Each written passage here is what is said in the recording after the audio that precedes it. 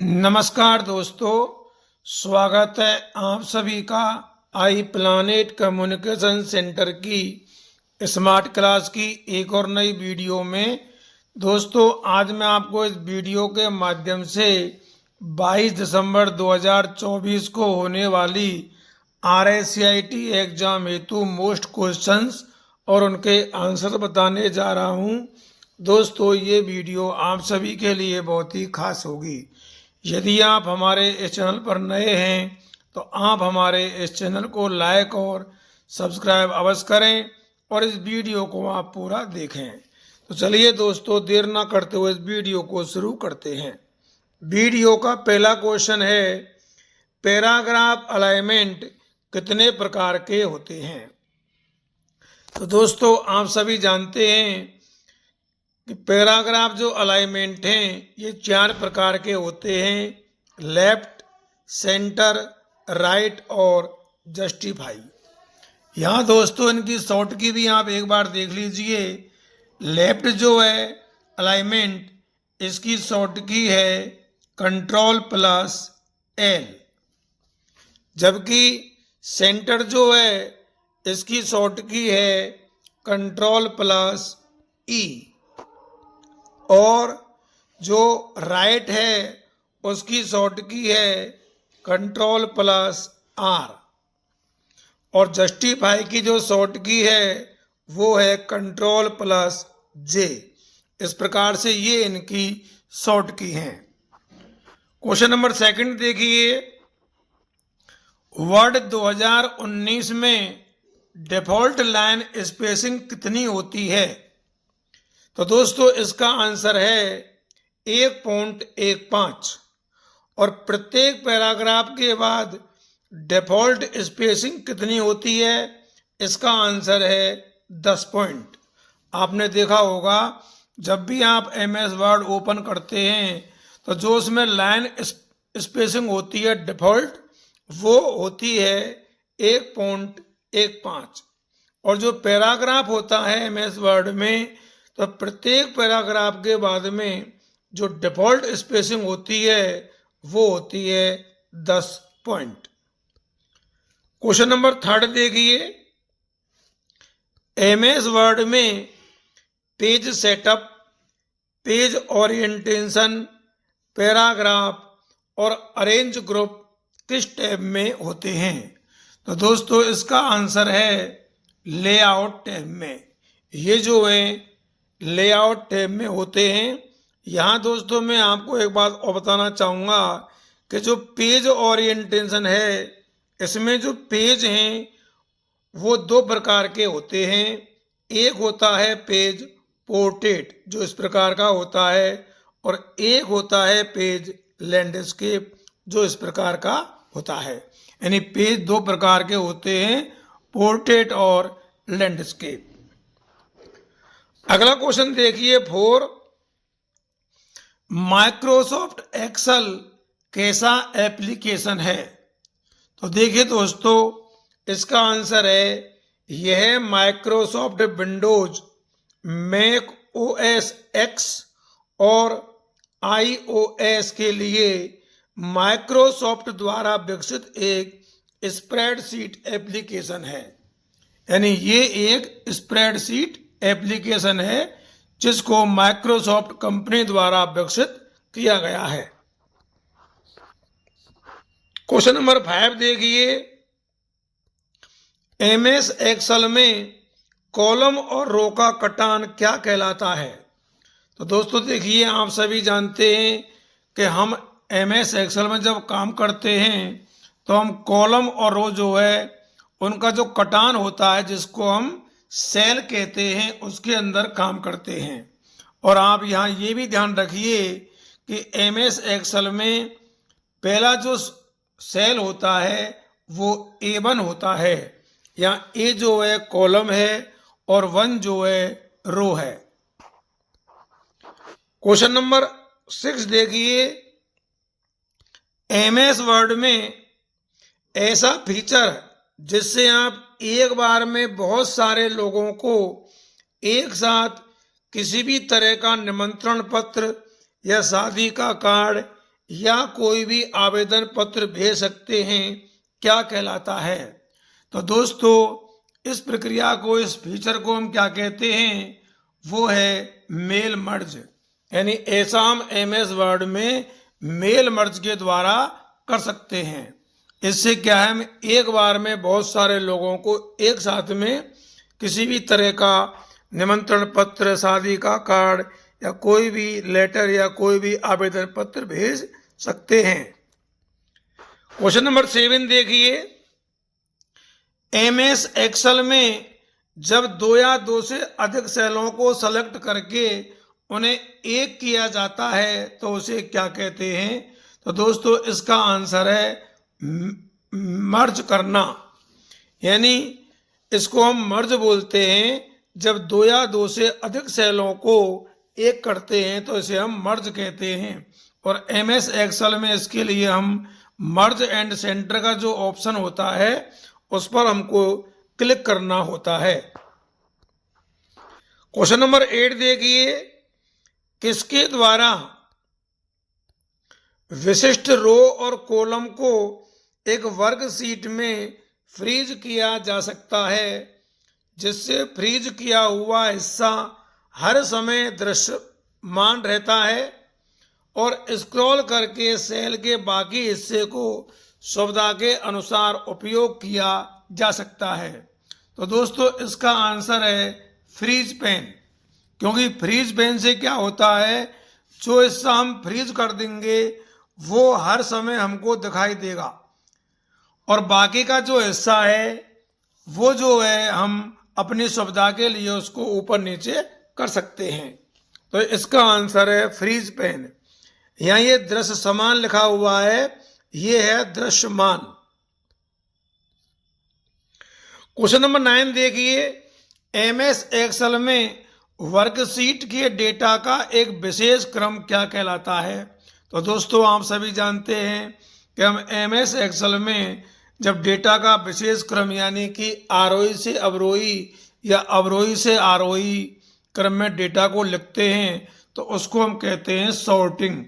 इसको हम ascending descending भी कहते हैं।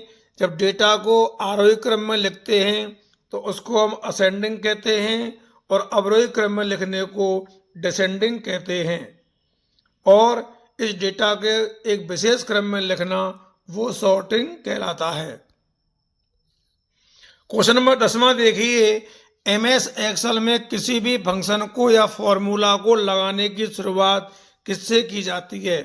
तो दोस्तों आप सभी जानते हैं कि जब भी हम MS एक्सेल में कोई भी फंक्शन या फॉर्मूला लगाते हैं तो उसकी शुरुआत इक्वल यानी बराबर के चिन्ह से की जाती है। क्वेश्चन नंबर 11 देखिए, MS एक्सेल में एक टेक्स्ट के शुरुआत और अंत में उपस्थित रिक्त स्थान को निकालता है। तो दोस्तों इसका आंसर है ट्रिम। ट्रिम एक फॉर्मूला है, एक सूत्र है जिससे हम एक टेक्स्ट के शुरुआत और अंत में उपस्थित जो रिक्त स्थान है उसको हम निकाल सकते हैं। क्वेश्चन नंबर 12 देखिए, MS एक्सेल में हैज का क्या मतलब है? तो देखिए दोस्तों इसका उत्तर है एक सूत्र का परिणाम एक सेल में प्रदर्शित करने के लिए बहुत बड़ा है, अर्थात यह कॉलम विस्तृत सेल सामग्री प्रदर्शित करने के लिए पर्याप्त नहीं है। अर्थात दोस्तों जब आपकी संख्या जो है, परिणाम जो है बहुत बड़ा हो और सेल आपका छोटा हो, उस स्थिति में आपको ये जो है एरर दिखाई देता है। तो इसका मतलब जो है आप समझ गए होंगे कि सेल छोटा है और आपका परिणाम बड़ा है। अगला क्वेश्चन देखिए, दो सेल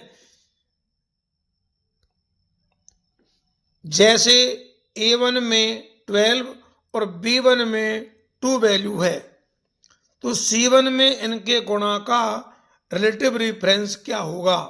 तो दोस्तों इसका जो रिलेटिव रेफरेंस है वो होगा A1 गुणा B1। ये C1 सेल में होगा क्योंकि इन दोनों का गुणा होगा A1 गुणा B1। क्वेश्चन नंबर 14 देखिए, किस फंक्शन का उपयोग कंडीशन को जांचने में किया जाता है? तो दोस्तों इसका आंसर आप खूब जानते होंगे। इसका आंसर है इफ और ब्रैकेट स्टार्ट और ब्रैकेट क्लोज, क्योंकि हम इफ फंक्शन का उपयोग करके कंडीशन को जांच सकते हैं। अगला क्वेश्चन देखिए, कौन सा फंक्शन दी गई रेंज में केवल न्यूमेरिक वैल्यू को काउंट जो है, ये अकाउंट की जगह आप काउंट पढ़िए, न्यूमेरिक वैल्यू को काउंट करता है। तो दोस्तों इसका जो आंसर है वो है काउंट ब्रैकेट स्टार्ट और ब्रैकेट क्लोज। अगला क्वेश्चन देखिए, कौन सा फंक्शन चयनित सेलों में से खाली सेलों को काउंट करता है? तो देखिए दोस्तों, जो चयनित सेल हैं उनमें जो खाली सेलों को काउंट करता है वो है count blank formula, count blank bracket start और ब्रैकेट क्लोज। अगला देखिए, इस फंक्शन के द्वारा स्क्रीन की लंबाई को रिटर्न किया जाता है। तो दोस्तों इसका आंसर है लेन फंक्शन। हम लेन फंक्शन के द्वारा जो है स्क्रीन की लंबाई को रिटर्न कर सकते हैं। क्वेश्चन नंबर 18 देखिए, कौन सा फंक्शन पहले कॉलम में मूल्य को दिखाता है और दूसरे कॉलम में इसी के मान को देता है? तो ये दोस्तों ये फंक्शन जो है ये है वी लुकअप फंक्शन, और आपने MS एक्सेल में इसका प्रयोग बहुत ही अच्छे तरीके से किया होगा, क्योंकि ये बहुत ही अच्छा और इम्पोर्टेंट फंक्शन है। क्वेश्चन नंबर 19 में देखिए, एक क्राइटेरिया के मिलने पर मैच करते हुए आइटम की गणना कौन सा फंक्शन करता है? तो दोस्तों इसका आंसर है count if function. Question number 20 देखिए, MS एक्सेल में चार्ट पर प्रत्येक डाटा सीरीज किस कलर में प्रदर्शित होगी, यह निर्णय किसके द्वारा लिया जाता है? तो दोस्तों इसका आंसर है लीजेंड। ये लीजेंड के द्वारा जो है निर्णय लिया जाता है। क्वेश्चन नंबर 21 देखिए, एक्सेल 2003, 2007 और 2019 का फाइल एक्सटेंशन क्या है? तो दोस्तों इनका जो एक्सटेंशन है 2003 का जो एक्सटेंशन है वो है XLS, 2007 जो है इसका एक्सटेंशन है XLSX, और 2019 का जो एक्सटेंशन है वो भी XLSX है।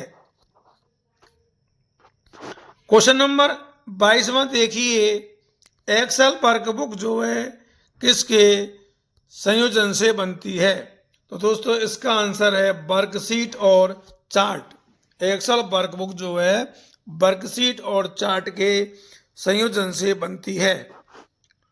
क्वेश्चन नंबर 23 देखिए, माइक्रोसॉफ्ट पावर पॉइंट 2019 किस प्रकार का प्रोग्राम है? तो देखिए दोस्तों, यह एक आकर्षक व प्रभावी स्लाइड शो प्रेजेंटेशन प्रोग्राम है। यह एक जो है प्रभावी स्लाइड शो प्रेजेंटेशन प्रोग्राम है। क्वेश्चन नंबर 24 में देखिए, पावर पॉइंट प्रेजेंटेशन फाइल को बंद करने की शॉर्टकट कुंजी क्या है? तो दोस्तों इसका आंसर है Ctrl+W। अगला देखिए क्वेश्चन नंबर 25, अपने प्रेजेंटेशन में एक नई स्लाइड जोड़ने की शॉर्टकट कुंजी क्या है? तो दोस्तों इसका आंसर है Ctrl+M। क्वेश्चन नंबर 26 देखिए, जब आप पावर पॉइंट प्रारंभ करते हैं तो वह स्वतः ही नॉर्मल व्यू में खुलता है, उस पर हम क्या बना सकते हैं? तो दोस्तों इसका आंसर है स्लाइड। क्वेश्चन नंबर 28 में देखिए, आउट प्रेजेंटेड व्यू शॉर्टकट कुंजी क्या है? यानी कि प्रेजेंटेड जो व्यू है उससे बाहर निकलने की शॉर्टकट कुंजी क्या है? तो वो है Alt+F5। क्वेश्चन नंबर 29 में देखिए, प्रेजेंटेशन की प्रथम स्लाइड से स्लाइड शो शुरू करने के लिए उपयुक्त विकल्प कौन सा है? तो दोस्तों इसका आंसर है फ्रॉम बिगिनिंग। अगला देखिए, आपके द्वारा चयनित मास्टर स्लाइड का स्लाइड शो देखने के लिए प्रयुक्त होता है। तो दोस्तों इसका आंसर है custom slide show. Question number 31 में देखिए, स्लाइड शो के दौरान एक स्लाइड से दूसरी स्लाइड पर जाने पर जो एनिमेशन समान प्रभाव का इस्तेमाल होता है उसे क्या कहा जाता है? तो उसे कहते हैं स्लाइड ट्रांजिशन। क्वेश्चन नंबर 32 में देखिए, सभी एनिमेशन लगाने के बाद आप किस कमांड पर क्लिक करके वर्तमान स्लाइड पूर्वावलोकन कर सकते हैं? तो दोस्तों इसका आंसर है प्रीव्यू कमांड पर। प्रीव्यू कमांड पर। अगला देखिए क्वेश्चन नंबर 33, आप एक ऑब्जेक्ट के लिए एक पथ कैसे बना सकते हैं? अर्थात एक स्लाइड पर आइटम को मूव करने की विधि क्या कहलाती है? तो दोस्तों इन दोनों का आंसर है मोशन पाथ। क्वेश्चन नंबर 34 में देखिए, कंप्यूटर से डेटा चोरी या डेटा को नष्ट करने का प्रयास कौन करता है? तो दोस्तों इसका आंसर है मेलवेयर। क्वेश्चन नंबर 35 में देखिए, एक सॉफ्टवेयर प्रोग्राम जो कंप्यूटर पर आपके सभी गतिविधियों पर सचमुच नजर रखता है और जासूसी करता है और यह आपकी सभी गतिविधियों को रिकॉर्ड करता है। तो दोस्तों इसका आंसर है स्पाईवेयर। और यहाँ जो इसका अगर उदाहरण पूछे तो इसका उदाहरण है वेबसाइट ब्राउजिंग। अगला देखिए, आमतौर पर आपको आपके ईमेल पर एक लिंक भेजा जाता है जिसके तहत आपसे आपका पासवर्ड, नाम, जन्म तारीख, पिन आदि मांगा जाता है। तो इसको हम कहते हैं फिशिंग। ये भी एक हमला है। अगला क्वेश्चन देखिए, वेब पते को https:// के साथ शुरू करना या शुरू होना चाहिए, इसमें एस का अर्थ है। तो दोस्तों ये मैंने आपको कल बताया था कि इसमें जो एस का अर्थ है वो है सिक्योर। अगला देखिए क्वेश्चन नंबर 36वां, एक योग्य, समुचित और स्वच्छ ईमेल लिखना क्या कहलाता है? तो दोस्तों इसका आंसर है मेलिंग शिष्टाचार। क्या कहलाता है? मेलिंग शिष्टाचार। अगला देखिए, कौन सा अधिनियम यह निर्धारित करता है कि कोई भी व्यक्ति जो जानबूझकर कंप्यूटर प्रोग्राम की एक अवैध प्रति बनाता है दंडनीय होगा? तो दोस्तों इसका आंसर है भारतीय कॉपीराइट अधिनियम 1957। आगे देखिए, एक मजबूत पासवर्ड होना चाहिए। तो दोस्तों इसका आंसर है कि एक मजबूत पासवर्ड जो है कम से कम 8 अक्षरों का या वर्णों का या संख्याओं और वर्णों का संयोजन वाला होना चाहिए। क्वेश्चन नंबर 39वां देखिए, गूगल मीट क्या है? तो दोस्तों आप सभी जानते हैं कि ये जो है गूगल की एक वीडियो कॉन्फ्रेंसिंग सर्विस है। अगला क्वेश्चन देखिए, लिब्रे ऑफिस कैल्क किसके लिए उपयोगी है? लिब्रे ऑफिस कैल्क किसके लिए उपयोगी है? तो इसका आंसर है स्प्रेडशीट। क्वेश्चन नंबर 41 देखिए, GIF की फुल फॉर्म क्या है? तो दोस्तों इसका आंसर है ग्राफिक्स इंटरचेंज फॉर्मेट। ये एक फाइल का प्रारूप है। आपने भी देखा हो तो राजस्थान यूनिवर्सिटी के फॉरम चल रहे हैं, उनमें जो है समय, फोटो और साइन जो मांगा है वो GIF में ही मांगा है और इसकी फुल फॉर्म है graphics interchange format. Question number 42 देखिए, किसके द्वारा सूचना को इकट्ठा तथा सर्वे को क्रिएट तथा एनालाइज किया जाता है? तो दोस्तों इसका आंसर है गूगल शीट्स। क्वेश्चन नंबर अगला देखिए, गूगल सूट को आमतौर पर कहा जाता है? तो दोस्तों इसको जो है कहा जाता है गूगल ऐप फॉर एजुकेशन। अगला क्वेश्चन देखिए, 44वां BGA केबल में कितने पिन मिलते हैं? तो दोस्तों इसका आंसर है 15 यानी कि 15 पिन मिलते हैं और आपने ये देखा भी होगा। अगला क्वेश्चन देखिए, CD को फाइल कॉपी करने की प्रक्रिया को क्या कहा जाता है? तो दोस्तों इसका आंसर है बर्निंग, यानी CD को फाइल कॉपी करने की जो प्रक्रिया है उसको बर्निंग कहा जाता है। अगला देखिए क्वेश्चन नंबर 46वां, माइक्रोसॉफ्ट ऑफिस पिक्चर मैनेजर किस प्रकार का सॉफ्टवेयर है? तो दोस्तों इसका आंसर है मूल तस्वीर प्रबंधन सॉफ्टवेयर, अर्थात अंग्रेजी में बोलें बेसिक फोटो मैनेजिंग सॉफ्टवेयर।